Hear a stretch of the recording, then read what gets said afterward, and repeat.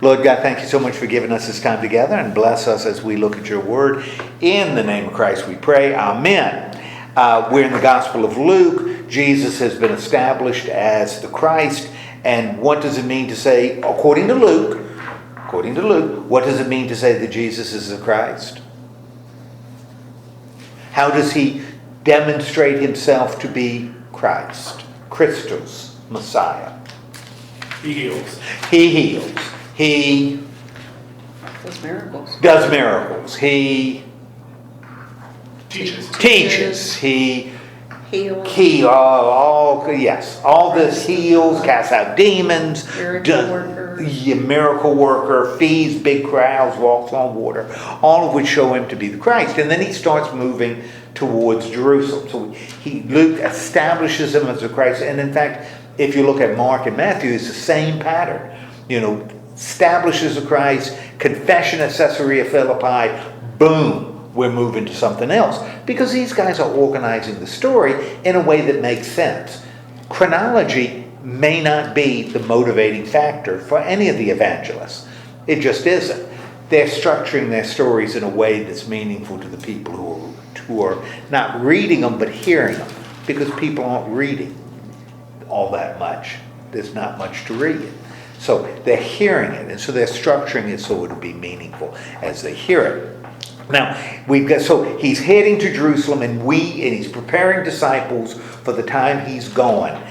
Gets to Jerusalem, right? And that's where we've been the last 2 weeks.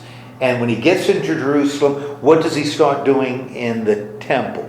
As Luke kind of structures his work, what is Jesus doing in the temple? He's kind of clearing it out. He kind of letting them deal with.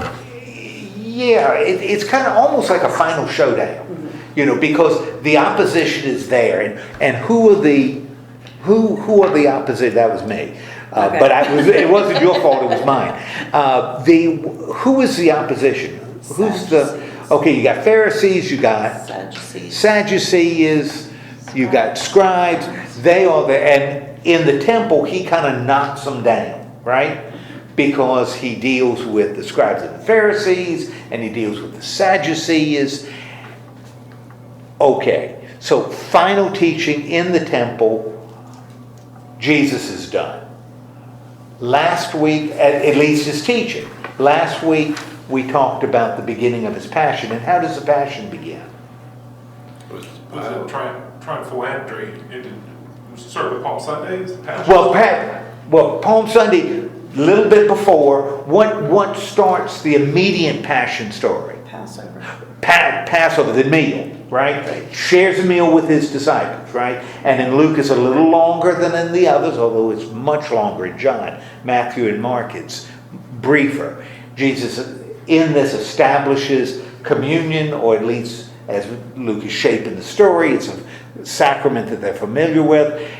Jesus goes, remember he prays, but that's a little different in Luke.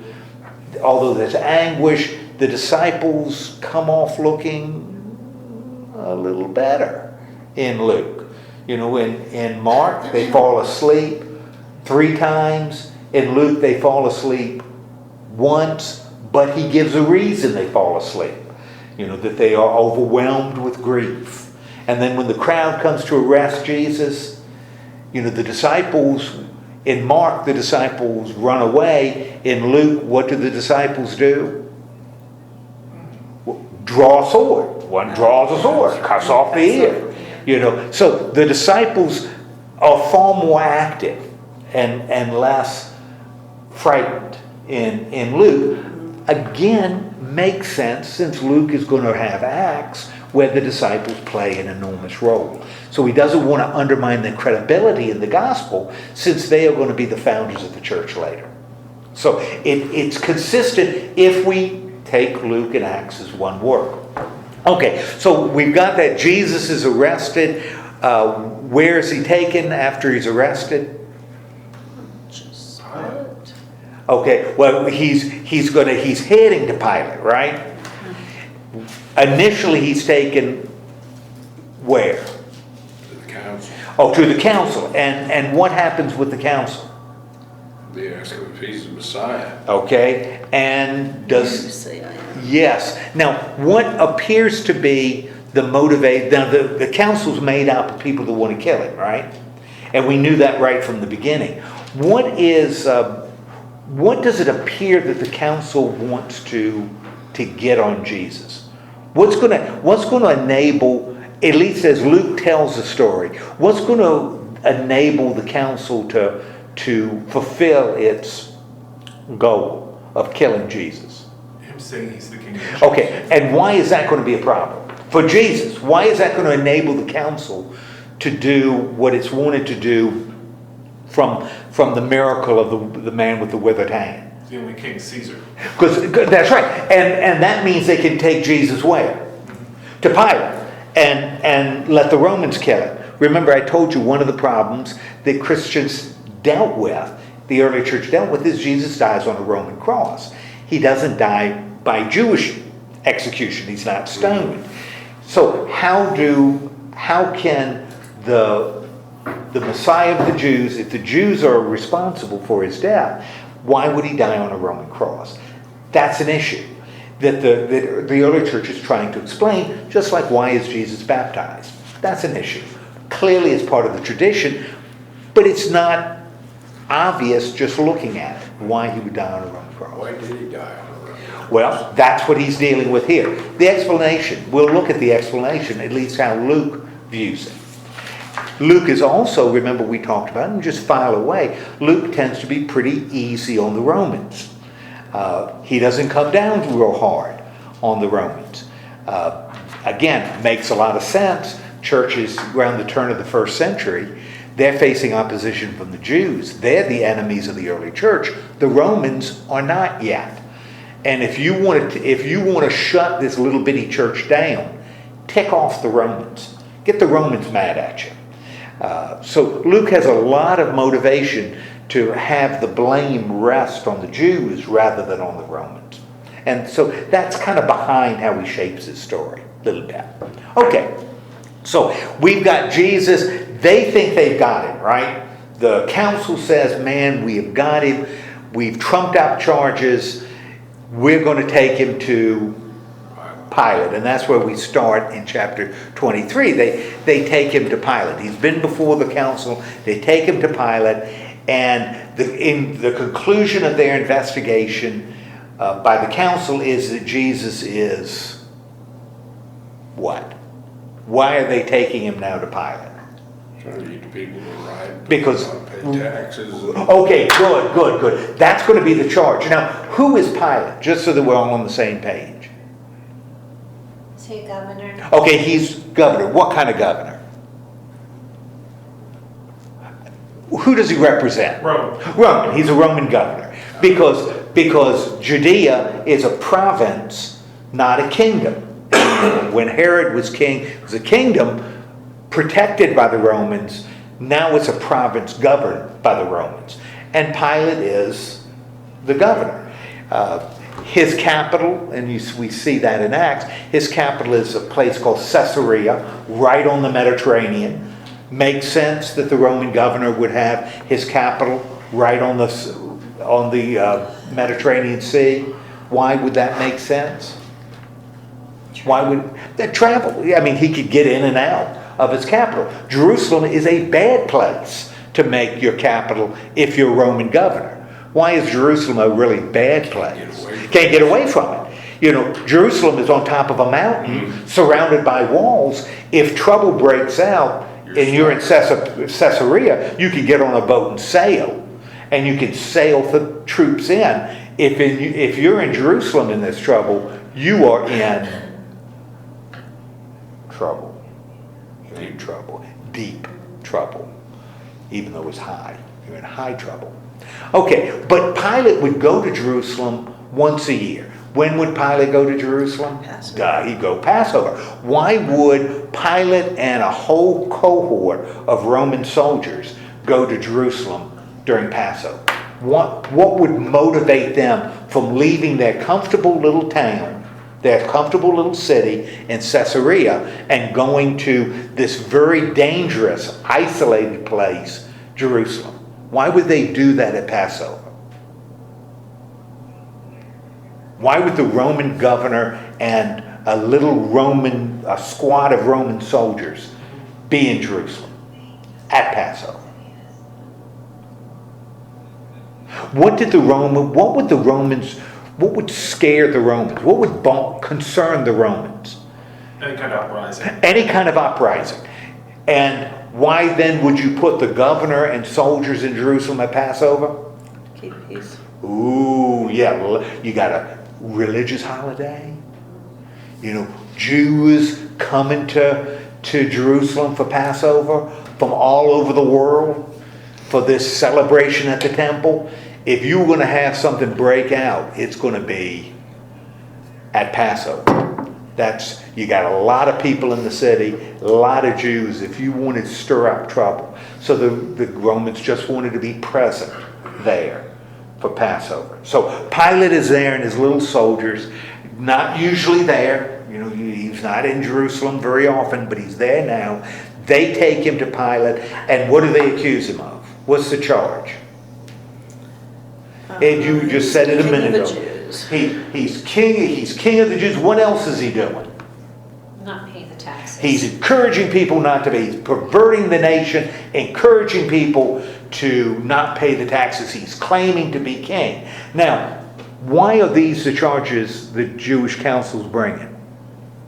They want to influence Rome. These are politically charged charges. I mean, these charges would really bother the Romans.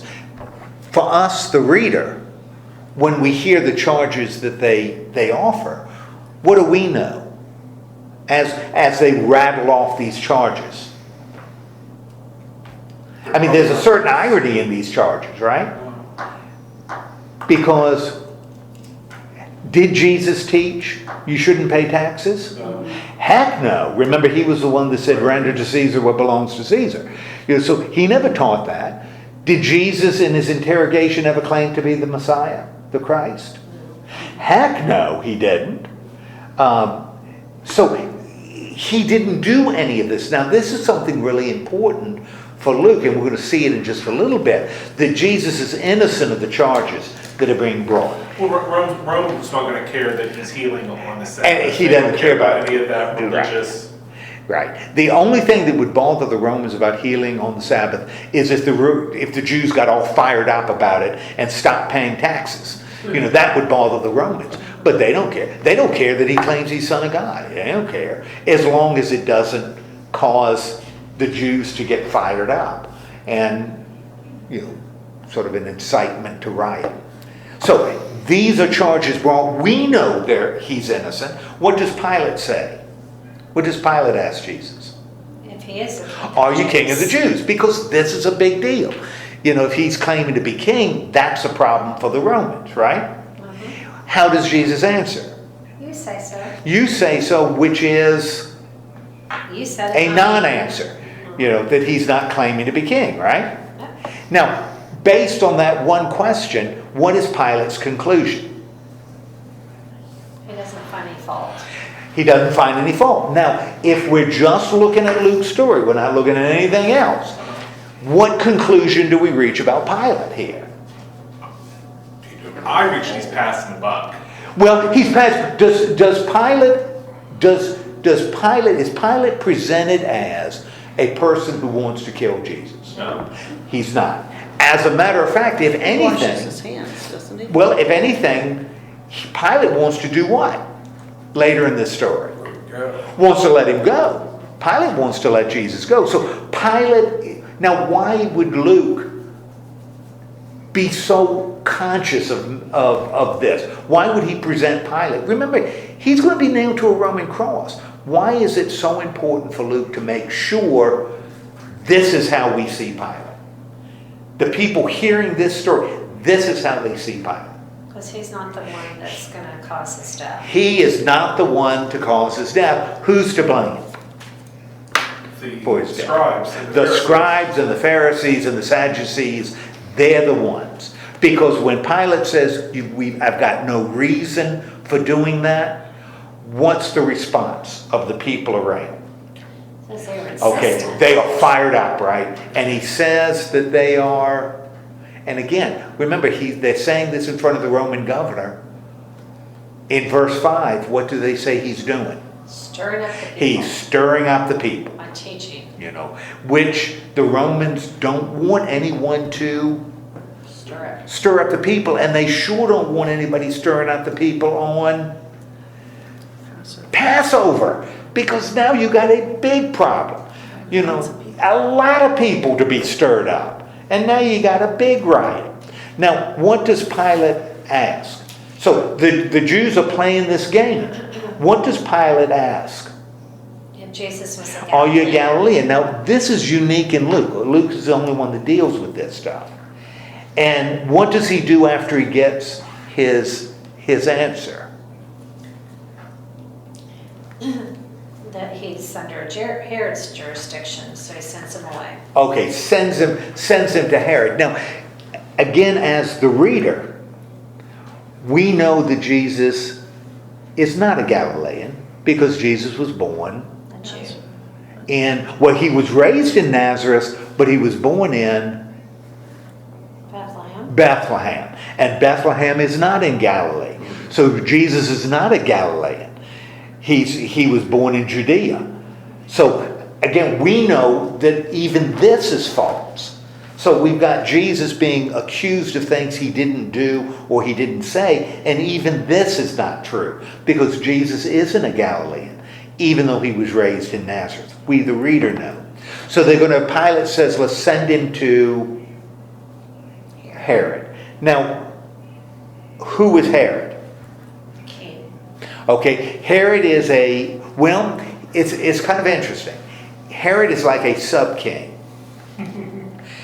He was, in Greek, what's called a tetrarch. Anarchos means king, refers to king. And tetra is 3. So he's like a third of a king. So he is a sort of a king second class. Now his father Herod the Great was king. But his sons, Which were named Herod. which were all named Herod, they were thirds of a king. So he had jurisdiction working under the Romans over a little area. So he wasn't recognized as a full king. He was one of Herod's sons that Herod named Herod. Even his girls he named Herodias. So Herod really liked his name. So Herod is, now why is Herod in Jerusalem? Because he's the tetrarch of Galilee. Why is he in Jerusalem? Passover, I guess. Passover. Now what's interesting about Herod, all the Herods, is the Herods were Jews by religion, but weren't Jews by race. Herod, they were Edomians. They were descendants of Edom. They were Edomites. And Edom were supposed to be, or believed to be, they believed themselves to be descendants of Esau, not of Jacob. So they weren't children of Israel. They were descendants from Esau. That's how they traced their heritage. But they weren't ethnic Jews. But they were Jewish in terms of what they worshipped. Now, that was fine for Pharisees.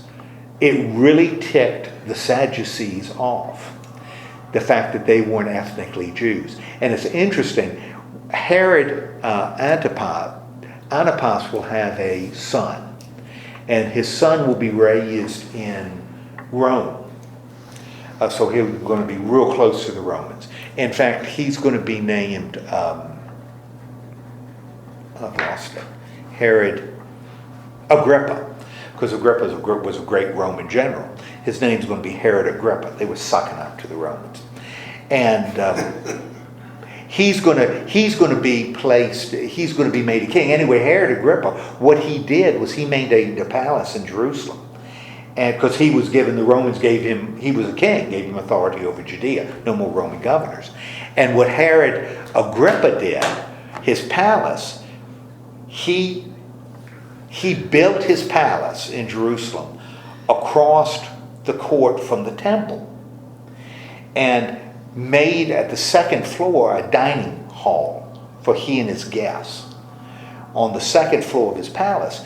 And what they could do is they could oversee the sacrifices being performed in the temple, because the sacrifices were being in an altar in a courtyard, and he could see the sacrifices. But he wasn't a Jew by race. And what the Sadducees did, because they didn't like the fact that Herod was doing that, is they built a wall in front of Herod's palace. So instead of being able to look at the sacrifices, all they could see was a wall, because non-Jews were not supposed to participate in the sacrifices. So this is Herod Antipas. He's a Jew by religion but not of race. He is in Jerusalem. Herod receives Jesus, right? Pilate sends Herod to Jesus. How does Herod receive him? What is Herod's feeling when Jesus shows up? Oh, he's excited. Okay, he's really excited. Now remember, Herod has a little backstory with John the Baptist. What does Herod end up doing with John the Baptist? Beheads John the Baptist. And it's about the fact that he married his brother's wife. It was something you see in The Young and the Restless. Now, is Herod the one that sings, "You're Jesus Christ"? Yes, and Jesus Christ is the superstar. So Herod is, now it says Herod's excited to see him. We've got Pilate saying he's innocent. Herod is excited about seeing him. What impression what's our initial impression of Herod? Yeah, kind of, is he one of the scribes and the Pharisees? No. I mean, he's happy. He's superficial, because why does he want to see him? He wants to see him do something. He wants to see him do something. And Herod questions him, right? And how does Jesus respond? No answer. No answer. Now, that's significant, because if you look at Isaiah, the passage about, the before the shearer of the lamb, before the shearer is silent. So it's sort of a fulfillment of Old Testament. Remember I told you, Luke has a lot of Old Testament stuff, he just doesn't reference it. He's silent in front of Herod, but who is not silent? Because Jesus isn't alone when he goes. The chief priests and the scribes. The chief priests and the scribes, they are Accusing him. very, very vocal, right? Now, what does Herod end up doing? Mocking him. Okay, they end up mocking him. And how do they mock him? What's the mocking that they do? It's put on a robe on him and act like he's the king. Okay, they put a robe on him and act like he's king. Now, as the reader, there's a little irony here, right? That Herod's treating him like a king. For one, Herod's a king. Treating Jesus like a king. Is Herod doing something that's appropriate? By treating him like a king? Herod doesn't think so, right? But we, the reader, is Herod doing something that's appropriate and he doesn't realize it? Yeah, he is. Because Jesus is a king. That's what irony is. Herod is doing the right thing, but he doesn't know it. But we, the reader, know it, because we, the reader, know that he's king. So he puts a robe on Jesus. What does he do with Jesus? Sends him back to Pilate. Now, he sends him back to Herod. Now, Pilate. Why would he send him back to Pilate? What would that show about Herod's judgment towards Jesus? That he doesn't want to find him guilty. He doesn't want to find him guilty either. So neither Pilate nor Herod see Jesus as someone that needs to be dealt with. Mocked, sure. Killed, not so much. So Herod bumps him back to Pilate. And just so that we recognize that Herod and Pilate are on the same page as it relates to Jesus, what does Luke tell us? They became friends. They became besties. What's They that- became I don't understand- BFFs. I don't understand that. What's that about? Why? Well, why right after both of them make this judgment about Jesus, neither one want to kill him, in spite of the fact that the real villains, the enemies, pushing that hard, right? Why would Luke right after that say, after this they became good friends? What might Luke be very subtly communicating? Their unified front. They have something in common now. Didn't have anything in common before, but now they have this in common. Neither one want to kill Jesus. Neither one. By doing that, what has Luke done to both Pilate and Herod? Kind of softened it a little bit. That made them responsible. Yeah, now again, we know who's going to be responsible. It's not going to be Herod. It's not going to be Pilate. It's going to be The teachers of the law. It's going to be the teachers of the law. They're the ones to be blamed. What makes the teachers of the law of Moses so all-powerful? Well, now that's a great question, Ed. Their power really, they weren't nearly as strong when this is occurring as they will be later. The reason is Jerusalem is centered around the temple. So temple worship is the core of Judaism. That's what it meant to be a Jew. You sacrifice at the temple. And the group around the temple were the high priests and the Sadducees. Because the Sadducees were the ones that kind of protected temple worship. The Pharisees weren't. Although the Pharisees saw temple worship as important, they saw of equal importance following not just the law from the first 5 books, but all the other laws that developed from those laws. If you look at the law in the Old Testament, the Torah, the first 5 books, thou shalt not kill, right? Don't kill. 10 Commandments in the Torah. Well, what does that mean? Does that mean you can't kill ever? Well, what happens when you're in fighting? What happens in a war? Are soldiers allowed to kill? Yeah. I've heard the hair split before that it says do not murder. Well, that's one of the ways you start defining it. What you end up doing is you have to start breaking it down, right? Thou shalt not steal. Well, what if you kill somebody by accident? What if you're chopping wood, the axe gets loose and kills somebody? Well, you have to develop laws, right? To separate intention, to start judging intention. That's murder too, no intent. Yeah, that's right. Because homicide. Premeditated. And that's what they did. In fact, that's what Paul says in Galatians is the problem with the law. You can't have just one. Once you have one law, you got to have 3 more to explain the one law. And as soon as you have 3 more, you need 3 more for each one of those to explain those laws. And it gets bigger and bigger and bigger. Now the Pharisees became more and more focused on the law, not only in the first 5 books, but also in the prophets. And they started scouring the books to find what people should be doing.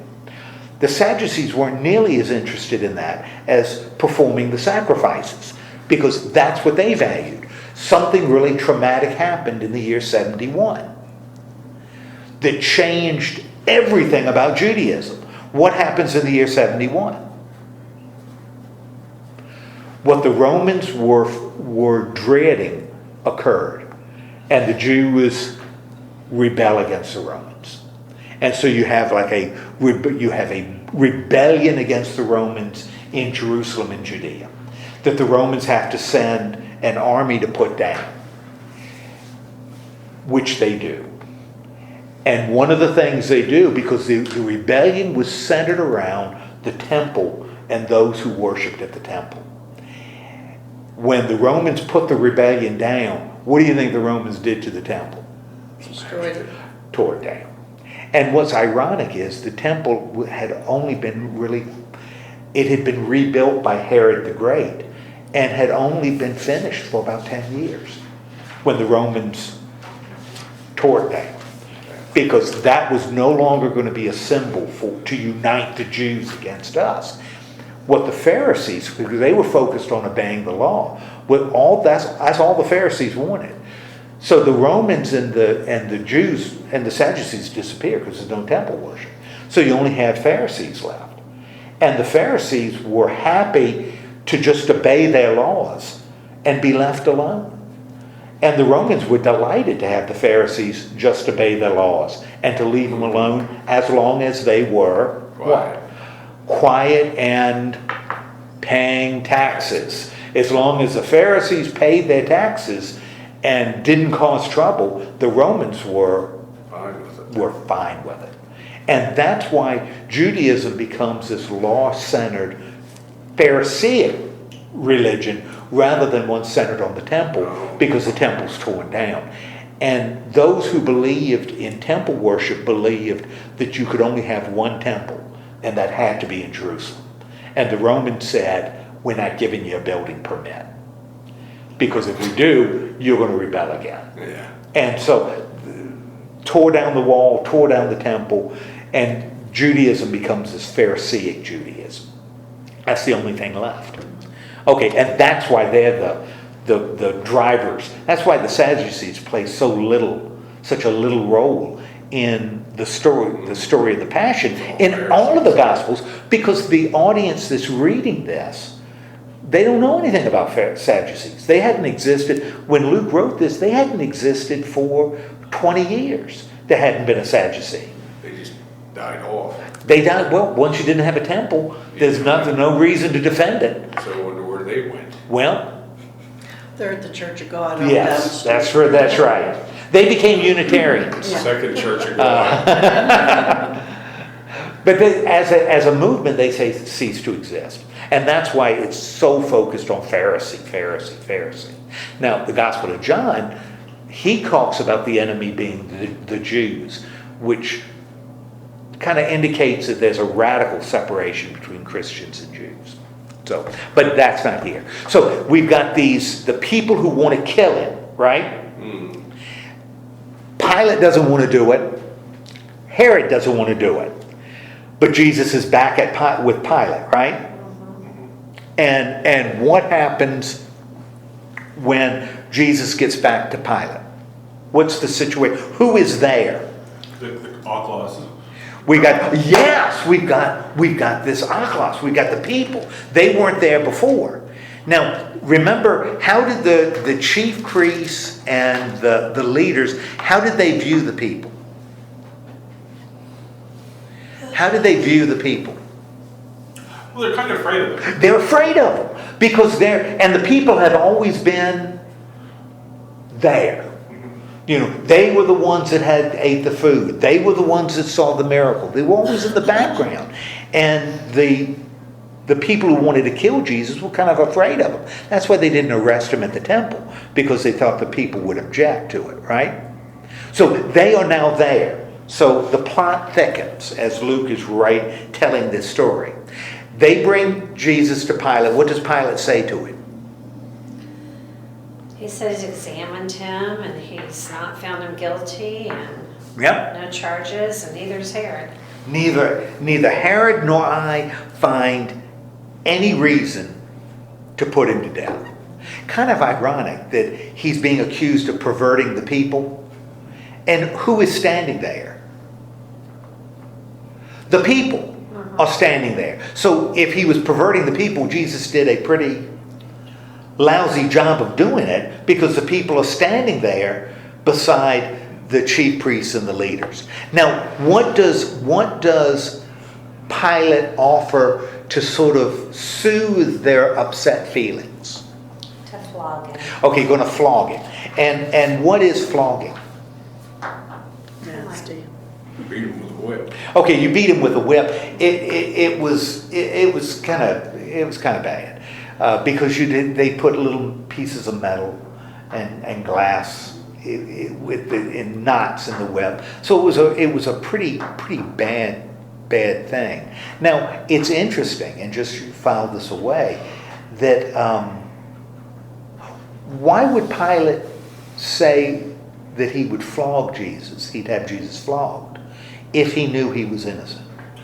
To acquiesce. Okay, compromise, right? You know, I want to turn him loose, you want him crucified, let's come to the middle. Let's wrap them up a little. Yeah, and we'll rough him up a little bit. Now, what's really interesting, in the Gospel of Luke, there's no indication that he was flogged.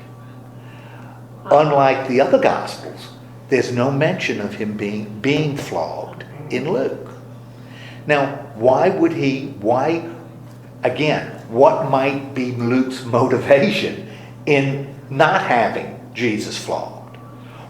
If Mark has it, and remember it said that Luke had Mark in front of him, and it's sort of reshaping the story. I don't think he wants to lose focus on who. Okay, good.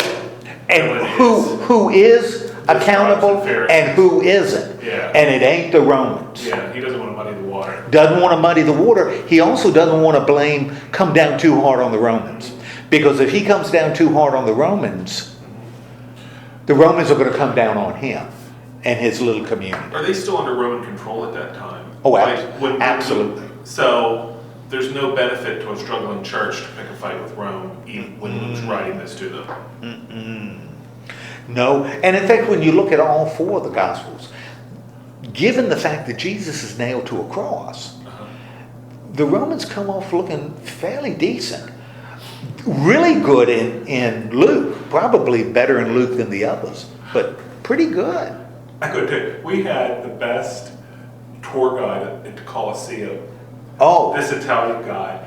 And he goes into it. And it's funny because he'd just go on and on about how great Rome was, then the barbarians came. Like trying to tell, what was happening at the Colosseum was great, and beautiful, and this and that, even though they were slaughtering people, and then the barbarians. It's funny because he kept thinking that. But I have to look, I think Casey captured it. We were recording him, and he says, that I forget what emperor it was, says, these Christians have really not done anything bad, and how Rome accepts Christianity, but it cracks me up. Like they put a real, he put a real pro-Roman Rome slant on things. It's hilarious. Well, and I think that's what Luke is doing. He's putting a pro-Roman and a pro-establishment because Herod is sort of let off the hook a little bit. And I think Rome doesn't care as long as they're getting their money. Worship whoever you want. But pay your bills. What's interesting is that when Rome started persecuting Christians, and you start getting around the 1st century, the beginning. Now, what happened in Rome with Nero, that's not systematic. They were local. You had local persecutions of Christians, but then you had local persecutions of everybody. But it didn't become systematic until much later. And we're talking maybe 100 years later. And the reason the Romans started persecuting Christians had nothing to do with what Christians, that's a little strong. It had nothing to do with the person Christians worship. Had nothing to do with Jesus Christ.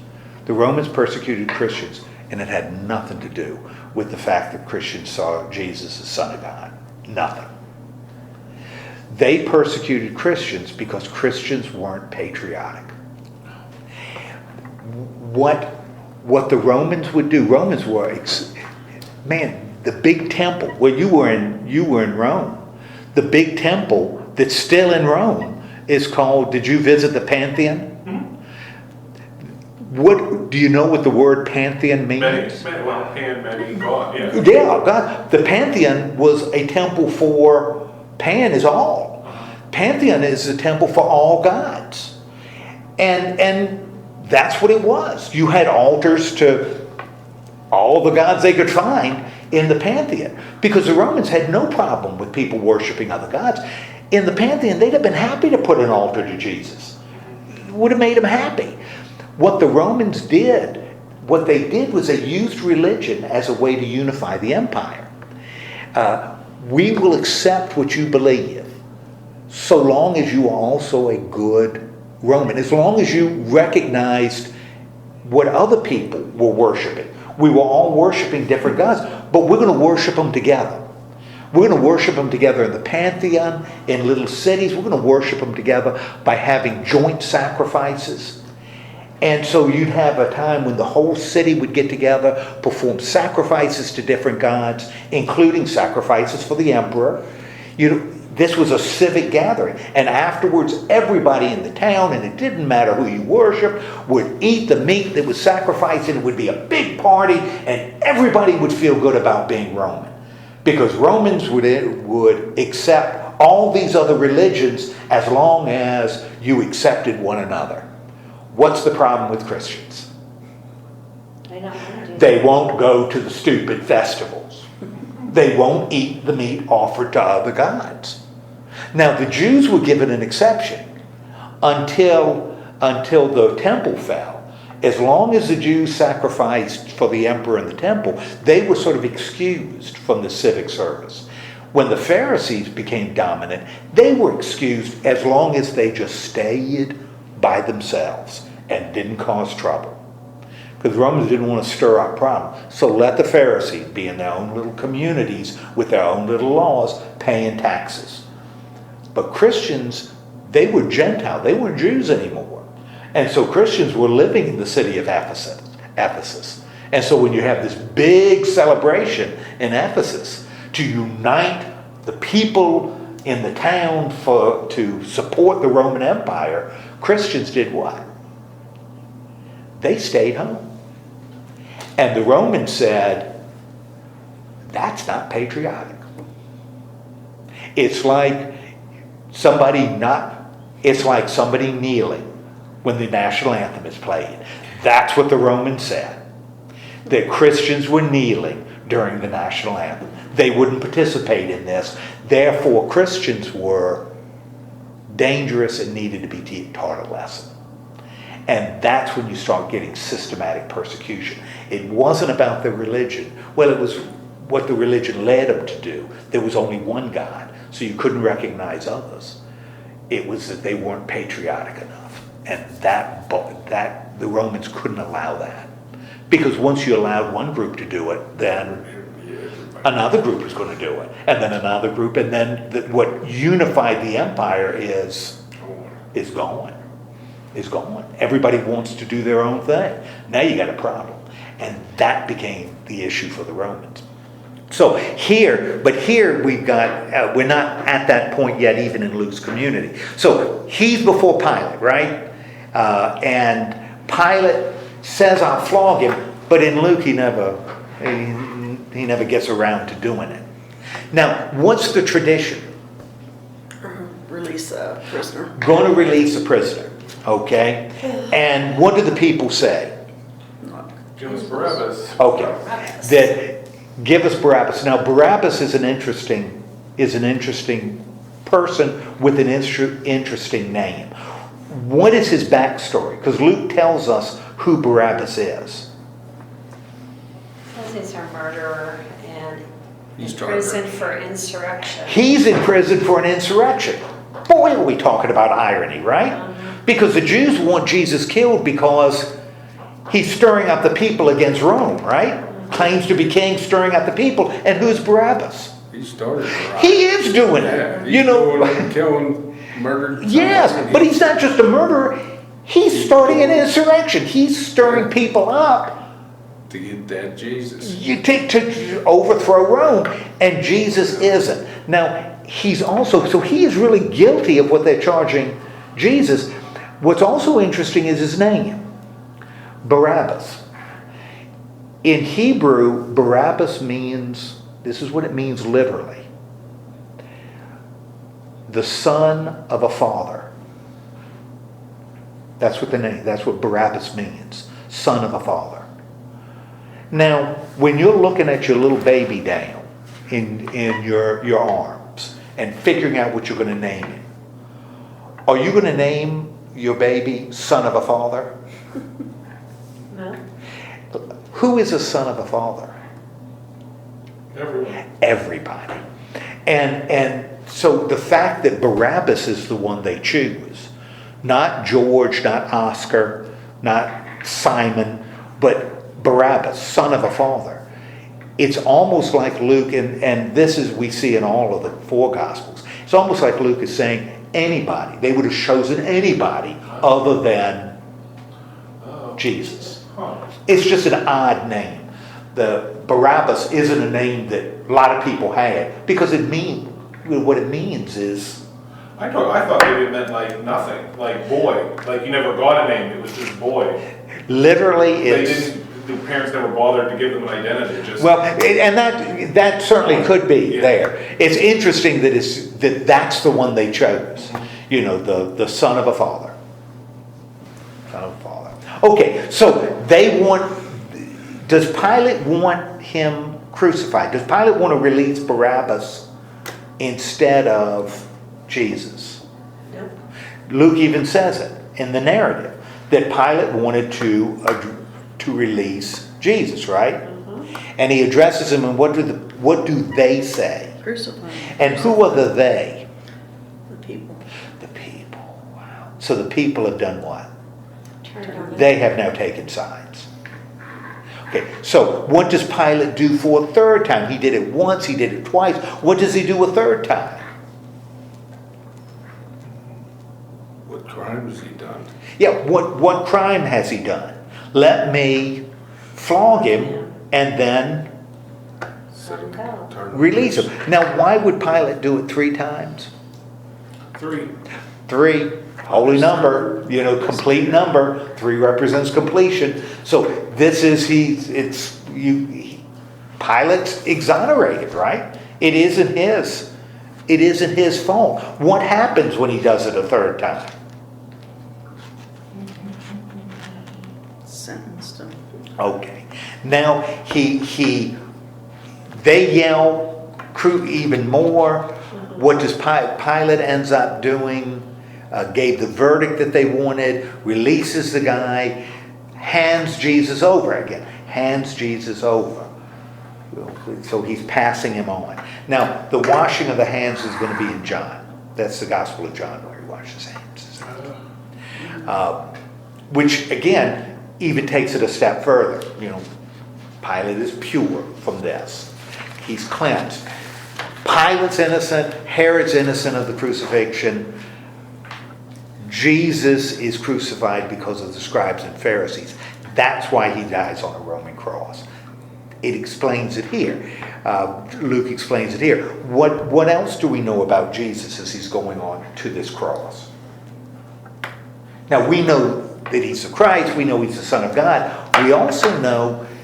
Somebody else is carrying the cross for him? Well, not yet, you're right. Has he been guilty of anything they've accused him of being? Nothing. So we know that Jesus is innocent.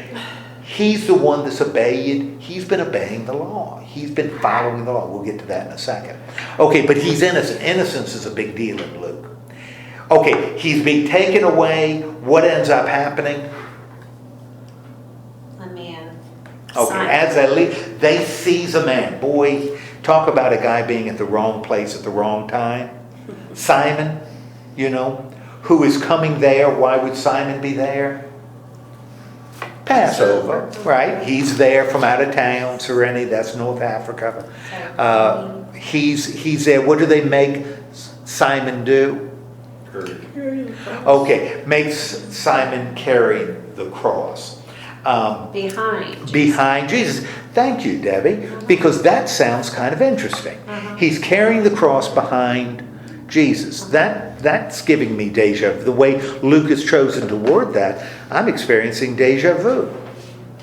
Did anybody ever talk about taking up a cross and following? Yeah. Who said that? Jesus. Jesus did. What did he say that was an example of? Servant. Servant or discipleship. That's what he said disciples do. They do what Simon is doing. So Simon, and it doesn't appear that here that Jesus, you see in movies, Jesus carrying a cross, collapses, they get Simon from the crowd, carries. In this, it doesn't seem to be the case. Doesn't seem that Jesus ever carries it, right? That Simon, when they hand him over, when Jesus is about to go, they get Simon to carry the cross. Now, it's really interesting when you compare this, and we get this in Matthew, Mark, and Luke. When you compare it to John, there's a lot of things different in John. And this is one of the differences. In John it says Jesus carried the cross alone. Because Jesus does all of it alone. He doesn't get any help for John. That's big deal in John. But in Matthew, Mark, and Luke, Simon carries the cross for Jesus. Okay.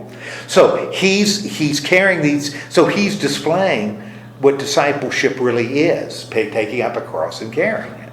Who else is there? Great number of people. Oh, you have a great number of people. And what are these people? What do we know about this great number? They're following Jesus. They are followers. Now, again, this is a difference in Luke. Because Luke has got, Jesus is not dying alone, right? He's carrying the cross and he's got supporters with him. If you read this in Mark, Jesus is alone. He is alone. And that's why in Mark, and at the cross he's alone. That's why in Mark it makes a lot of sense that Jesus says, my God, why have you forsaken me? Because everybody else has. And now from the cross, Jesus believes God has as well. He won't say that in Luke. That's not going to be what Jesus says. Okay, so he is taking this, and what are the people? In fact, what are the people who are there? The followers are doing while Jesus is walking ahead of Simon. What are the people doing? The women are crying. The women are crying. Beating their chests. Wow, what's ironic that the women are crying? That the women. They're going to be the first to. Well, remember, Jesus cried too over Jerusalem when he came to the city. Remember, he wept over Jerusalem. What does Jesus say to the women who are crying? He calls them daughters of Jerusalem. Calls them daughters of Jerusalem and tells them not to weep for him. Why should they not weep for him? Who should they be weeping for? Themselves and their children. They should be weeping for themselves and their children. Why should they be weeping for themselves and their children? Because the day will come when they'll say, blessed are the barren women that never bore. And Bad times are coming, right? Bad times are coming. When will these bad times come for the women of Jerusalem? The year 71, when the Romans are going to tear the temple down during the rebellion. You know, this is, so in a sense, this is something that Luke's church knew had happened, because it happened 20 years before, and this is in now the mouth of Jesus. Jesus is saying this to them. Okay. And who else is with it? Not only do we have crowds and women crying and weeping and wailing and all stuff, we got two criminals. Now the fact that they're called criminals, as soon as we see that they are criminals, we know that they are guilty. Very good. Luke doesn't want us to see them as innocent at all. Okay, where do they go? They go to Golgotha, the place called the Skull. And that's a hill right outside of Jerusalem. Now, why would they crucify him on a hill? They won't be able to see. Visibility. And it says they crucified it, and the crucifixion here is really very brief, what they do. Because he could have gone into detail, right? What was crucifixion? long, painful. Long and suffering. painful. And the Romans did it a lot. I mean, they crucified a lot. You drive the nails through the wrist, not through the hand, because it's too easy to get off of the cross if it's through your hands.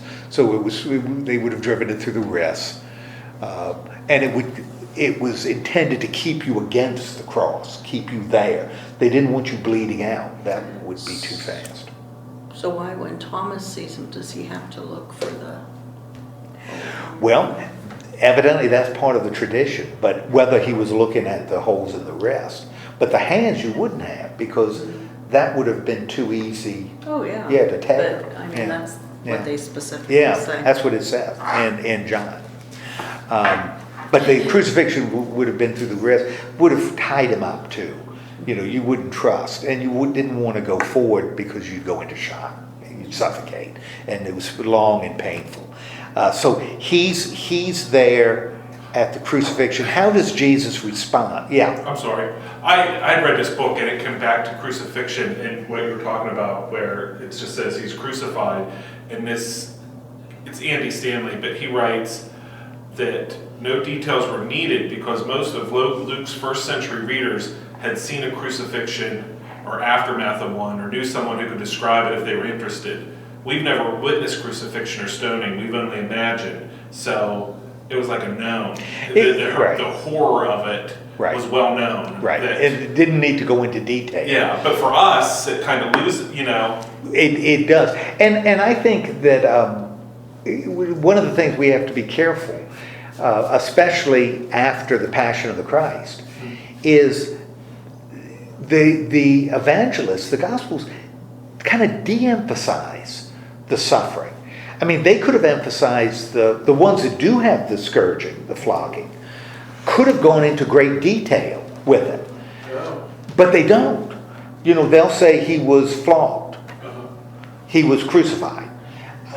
They didn't go into the bloody details of it, which may indicate that they don't want us to be distracted by the pain. They want us to focus on something else.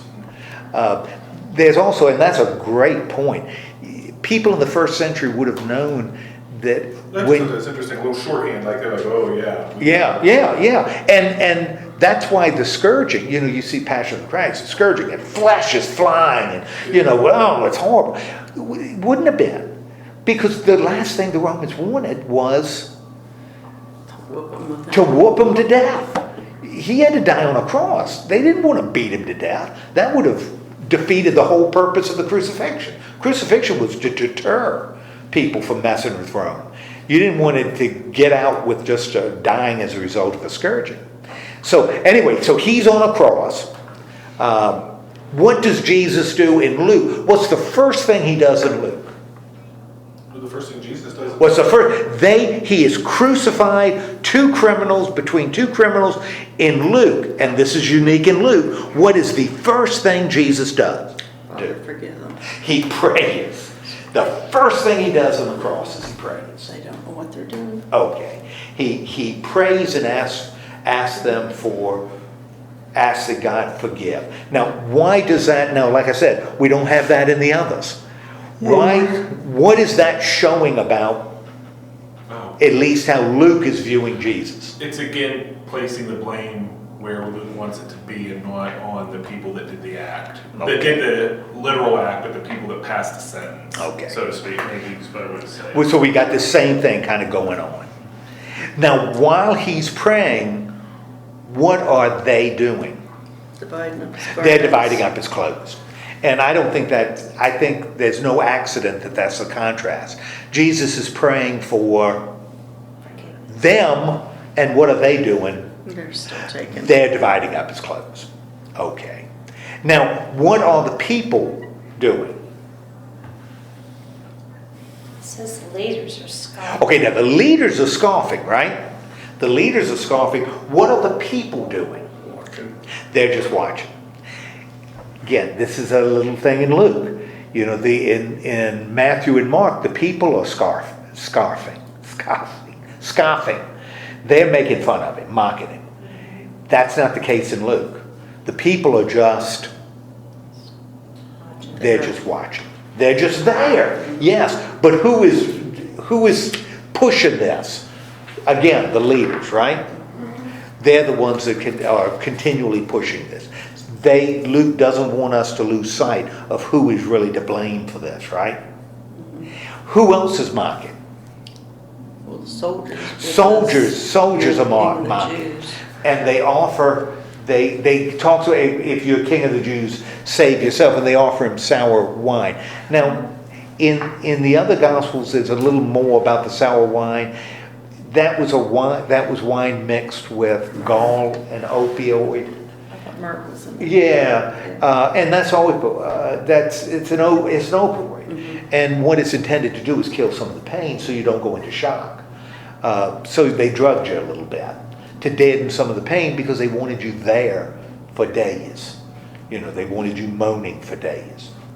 Now, what does Pilate though put? What do we see?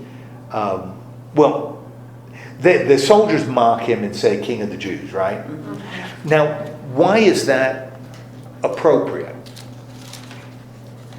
Why is that appropriate? What they're saying, again, a little bit of irony. Why is that appropriate that they're saying, calling him King of the Jews? Because he is a king. Because he is a King of the Jews, and that he's saying, "Save yourself And us. Yeah. Well, why is that ironic? Because that's what he's going to do, right? Okay. Now, who else is mocking? So we've got the leaders mocking him, we've got soldiers mocking him. Who else mocks him? Who else mocks him? Who is anybody else mocking him? Verse 39. It's criminals. Okay. You got criminals, right? Yeah. Okay. They just want to be saved too. Well, are both of the criminals? Just one. Only one of them. Now, a little different because in the other Gospels it's both of them. But here, only one of them, right? And in fact, what does the other one say? Save yourself. Well,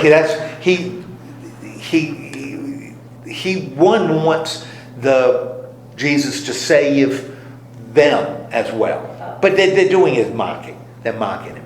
What does the other one say? Don't you fear God? Because we're like under condemnation, it says, which means they're guilty. Right. We're getting what we deserve. But This man's done nothing. has nothing wrong. Again, this innocent theme coming up, that Jesus is innocent. Now, what then does he say to Jesus? Remember me when you come into your kingdom. What is the criminal asking then? What is he doing when he says that? Salvation, guilt, Okay, for forgiveness and salvation. Yeah, okay, that's what he's thinking. Now, Luke is the only one that has this. How is this consistent with one of the themes we've talked about in Luke? A theme right from the beginning of Luke is big deal in Luke. What's going to happen in the kingdom of God? How is the kingdom of God going to be different than the kingdom of the world, living in the paradise. world? Well, it's going to be paradise. What's going to occur? Mary sang it. The last will be first. The last will be first, the first will be last. The powerful will be brought down from their thrones, the lowly lifted up. Lazarus is in the bosom of Abraham. The rich man is being tormented in Hades. It's this reversal, right? And right at the crucifixion, we've got another sign of this reversal, that even now a criminal is going to be forgiven, is going to be lifted up, Now he says, today you're going to be with me in paradise, but he's not talking about 24-hour day. What's he talking about with day? Eternity. Remember, I told you one of the things that's really important in a Jewish work, which includes the gospel and all the letters of Paul, is the resurrection is a big deal. Because the Jews believed that paradise would be the result of the resurrection of the dead. They did not believe in what Gentiles saw as heaven. Heaven with disembodied souls. That's not what the Jews believed. They believed in a resurrection, like it says in Revelation. Resurrection, new heaven and a new earth. That's paradise. And so when he says day, he's talking about the day of resurrection, which is going to start when?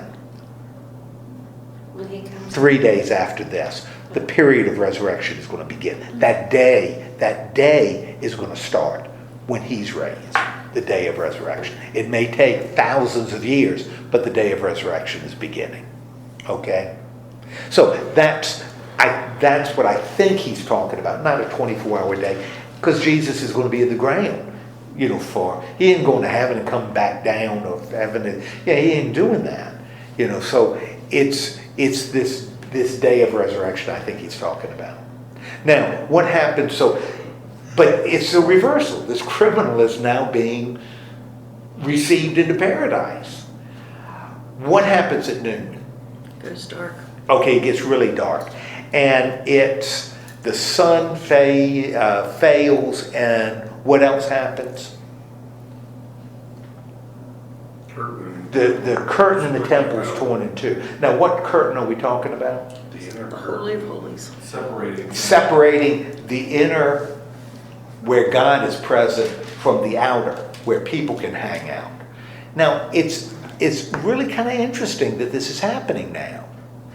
Because this is happening before something else. Resurrection. Well, not only before resurrection, but before what hasn't occurred yet. His death. He hasn't died yet, right? Because he's not going to die until after this happens. Something else unique in Luke. That Luke, instead of Matthew and Mark have this occurring after he dies, Luke has it before. Okay? So Luke views this crucifixion in a slightly different way than the other two. What does Jesus do before he died? Father, I would just put myself in your hands. Father, I put myself in your hands. To you I commend my spirit. How in the Gospel of Luke does Jesus die? If those are his last words, right? Mm-hmm. And then he breathes his last. How does Jesus die in the Gospel of Luke? Praising God. He dies praising God, right? He dies with faith, right? Mm-hmm. How does he die in Matthew and Mark? What's his last words in Matthew and Mark? His last words. Take a guess. My God, why have you forsaken me? What's the difference between, to you, Father, into your hands I commend your spirit, and my God, why have you forsaken me? Well, it's not having faith there. There's one in Matthew, but he doesn't die with faith. He dies questioning. Almost like, in agony. Why'd you leave me behind? Are you Right. really real? Right. In the other one, he's dying with great faith and confidence. Remember, we're not talking here. We're talking about a gospel that reflects who Jesus is.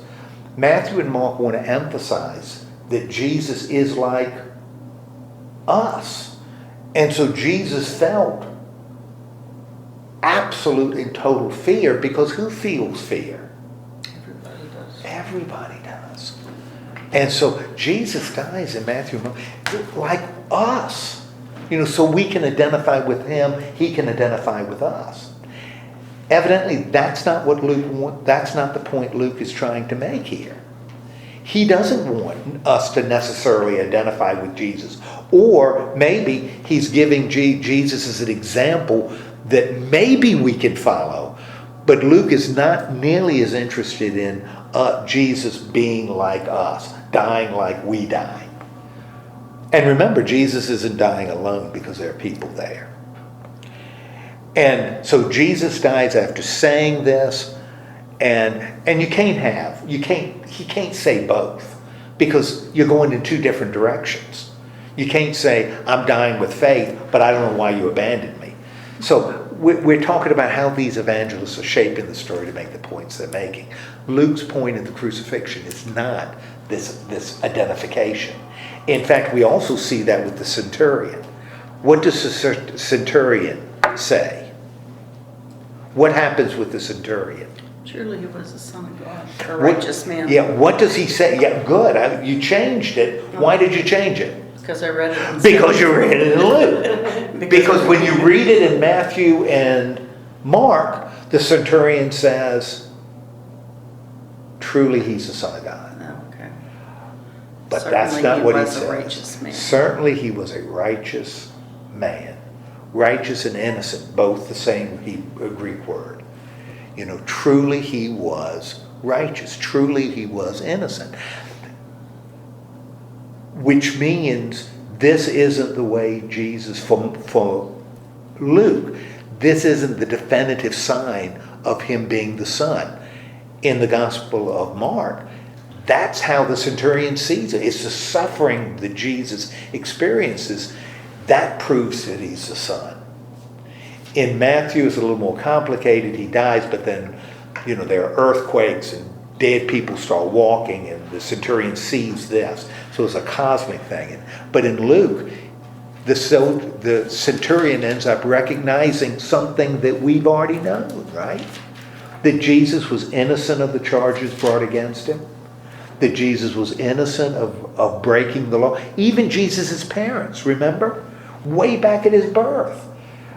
After he was born, what did they do? They took the baby to Jerusalem to perform the sacrifice that was required by the law. And then later, when he was older, went back to Jerusalem again, you know, because that's what you're supposed to do. Jesus was a righteous, innocent person. You know, he didn't deserve this.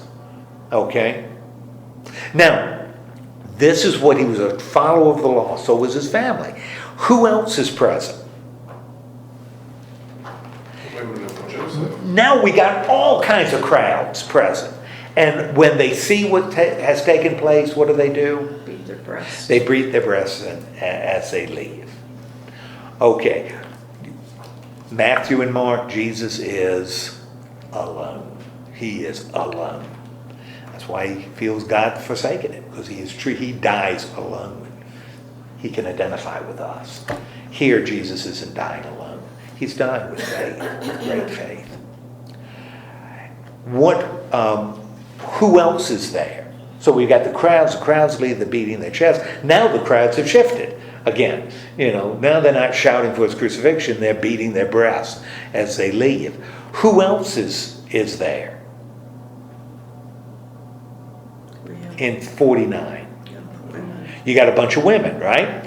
And Luke tells us what about these women? They're the ones who followed him. They followed him all the way from Galilee. And where are they standing?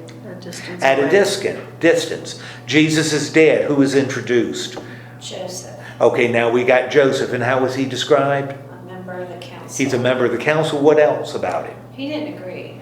He is good and righteous, which is the same Greek word that the centurion just used to describe Jesus.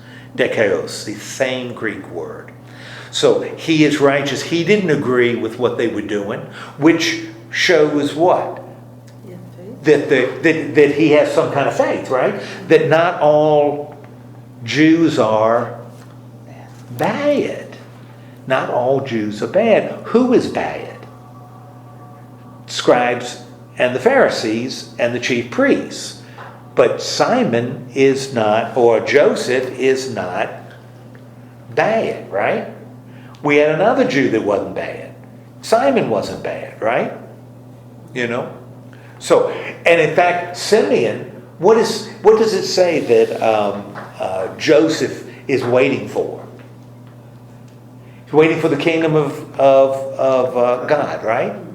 Just like Simeon at the birth, he was waiting for the kingdom of God. Okay, so some Jews are good, which may tell us a little bit about Luke's community. That it wasn't an all Gentile community; it was a community that had Jewish Christians too. So he isn't trashing all Jews. In the Gospel of John, the enemy isn't the scribes and the Pharisees, the enemies are the Jews. What does Joseph do? Asks for the body. Takes the body. What does he do with the body? Wraps it in linen. Okay, and then? Puts it in a hand-hewed tomb. Okay, in a tomb in which no one has Ever been. ever been.